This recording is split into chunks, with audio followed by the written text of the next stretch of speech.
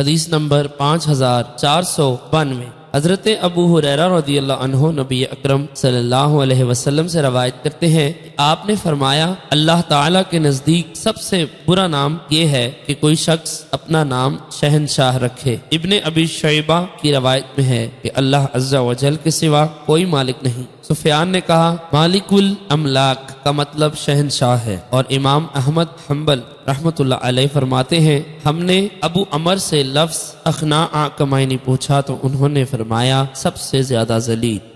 حدیث نمبر 5493۔ حضرت ابو ہریرہ رضی اللہ عنہ نے نبی اکرم صلی اللہ علیہ وسلم سے کچھ احادیث روایت کی ہیں، ان میں سے یہ حدیث بھی ہے کہ رسول اکرم صلی اللہ علیہ وسلم نے فرمایا قیامت کے دن اللہ تعالیٰ کے نزدیک سب سے زیادہ مبغوض اور خبیث وہ شخص ہوگا جو اپنے آپ کو شہنشاہ کہلاتا ہے، اللہ تعالیٰ کے سوا حقیقی مالک کوئی نہیں۔